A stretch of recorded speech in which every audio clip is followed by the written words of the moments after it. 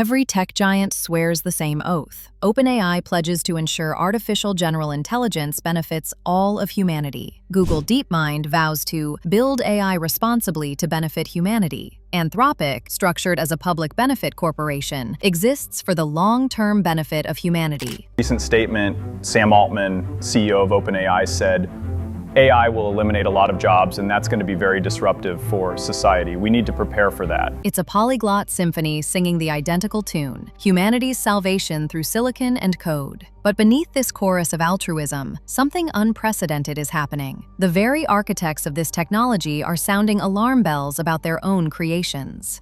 May 30th, 2023, marked a watershed moment in technological history. Sam Altman of OpenAI, Demis Hassabis of Google DeepMind, and Dario Amodei of Anthropic, three titans competing for AI dominance, signed a joint statement that read like a medical examiner's report on the future. Their words were stark. Mitigating the risk of extinction from AI should be a global priority alongside other societal-scale risks, such as pandemics and nuclear war. Extinction. Not disruption, not displacement, not inconvenience. Extinction. When business rivals unite to warn that their own products might end humanity, the public should probably pay attention. The warnings didn't stop there. October 2025 brought the Statement on Superintelligence, signed by hundreds including Richard Branson and Steve Wozniak, calling for an outright prohibition on developing superintelligent systems until science can guarantee safety and control. These aren't fringe doomsayers living off-grid in Montana. These are the people building the future, and they're terrified of what they're creating. Yet Altman himself frames the dilemma through an almost Faustian calculus. He fundamentally believes the good will outweigh the bad, but acknowledges the benefits are so extraordinary that it's worth the risk. It's the reasoning of someone betting humanity's chips on a single spin of the roulette wheel because the potential jackpot dazzles beyond measure. To be fair, the optimistic case carries weight. AI proponents argue the technology could solve climate change through better modeling and clean energy optimization, revolutionize medicine by accelerating drug discovery and personalizing treatment, eliminate dangerous jobs while creating entirely new industries we can't yet imagine, and democratize expertise by making world-class knowledge accessible to anyone with an internet connection. History suggests technological revolutions do ultimately create more jobs than they destroy. The agricultural and industrial revolutions caused massive displacement, but eventually raised living standards globally. Perhaps AI will follow the same pattern, just faster. But here's where the optimistic narrative breaks down. Every previous industrial revolution automated physical labor or routine cognitive tasks,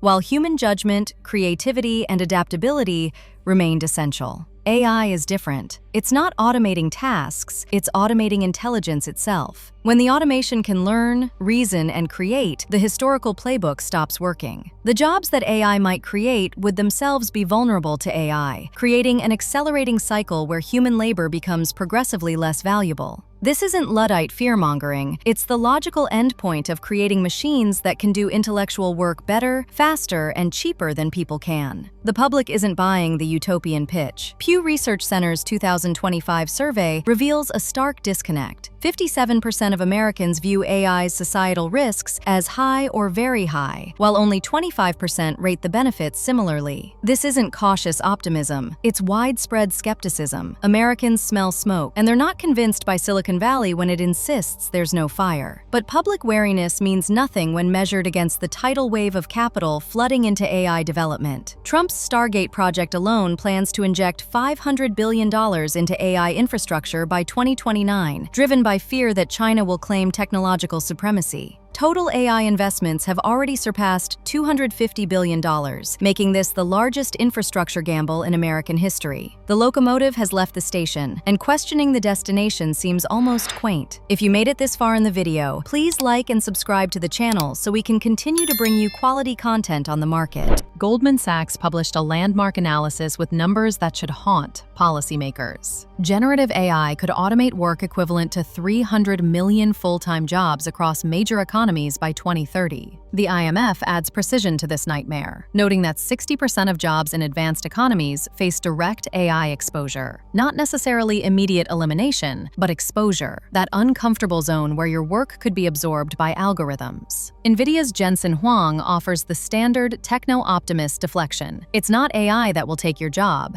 it's someone using AI. True enough in the narrow sense, but when one person wielding AI can do the work of 10, companies won't hire 10. They'll hire 1. The math isn't complicated. The nature of work itself in ways nobody predicted even 5 years ago. Conventional wisdom held that AI would handle the boring stuff while humans kept the creative jobs. Paradise turned into purgatory when that firewall collapsed. The World Economic Forum's 2025 Future of Jobs report lists graphic designer among the fastest declining roles globally, explicitly citing generative AI's creative capabilities as the primary cause. If machines can dream in pixels and paint in algorithms, what remains uniquely human? Geoffrey Hinton, often called the godfather of AI, delivered the most chilling assessment. If AI can do all mundane intellectual human labor, you would have to be very skilled to do a job it couldn't just do. Translation: when intelligence itself becomes commodified and artificially reproduced, human labor faces an existential threat unlike any industrial revolution before it. The employment crisis feeds directly into an even more corrosive problem: economic inequality on a scale that makes today's wealth gap look quaint. Economic inequality, already America's defining wound, is being pried wider by AI's advance. McKinsey's 2024 projections read like a script for class warfare. By 2030, the wealthiest 10% could capture an additional $5 trillion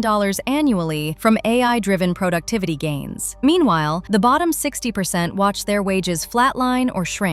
It's not trickle-down economics, it's vacuum-up economics, where technological advancement concentrates wealth with unprecedented efficiency. The International Labor Organization documented this divergence with brutal precision in their 2025 Global Wage Report. Low and middle-income workers in advanced economies are earning 2.5% less in real terms than before AI automation took hold. Not stagnant wages, but actual decline. Workers are getting poorer in inflation-adjusted terms. The American dream doesn't just feel distant, it's actively retreating, kilometer by kilometer, as AI reshapes who captures economic value. Here's the paradox that should keep economists awake. If AI suppresses wages and eliminates jobs, who buys the products these hyper-efficient companies produce? The traditional economic engine, millions of workers earning and spending, sputters when automation replaces paychecks with productivity gains hoarded at the top. The answer emerging from corporate America is almost too cynical to believe. Forget individual consumers entirely. The future economy runs on business-to-business transactions, a closed loop where companies sell to other companies while the broader public becomes economically irrelevant.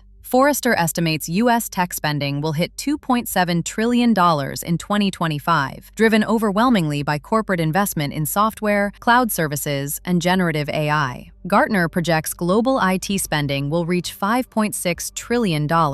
These aren't consumer purchases, they're companies buying from other companies in an economic ecosystem that's learning to function without mass consumer participation. Personal consumption still comprises roughly 70% of U.S. GDP today, but Federal Reserve research reveals a troubling shift. Spending growth concentrates among high-income, business-owning households, while lower-income consumers pile on debt and reduce real spending. The economy isn't collapsing, it's bifurcating into parallel universes that barely interact. One thrives on AI-powered productivity, the other slowly suffocates. We're living through a peculiar moment in history, where technology's architects warn about catastrophe while simultaneously racing to build it faster. The contradiction isn't lost on anyone, yet the machinery grinds forward, propelled by geopolitical competition, venture capital hunger, and the intoxicating belief that somehow, against all historical precedent, this disruption will benefit everyone equally. It won't. The early evidence screams otherwise. Job displacement, wage suppression, wealth concentration, economic bifurcation. These aren't hypothetical risks anymore. They're measurable trends accelerating in real time, documented by institutions from the IMF to the Federal Reserve to the World Economic Forum. The question isn't whether AI will transform society, but whether that transformation will leave most people better or worse off. Silicon Valley's promises of universal benefit ring increasingly hollow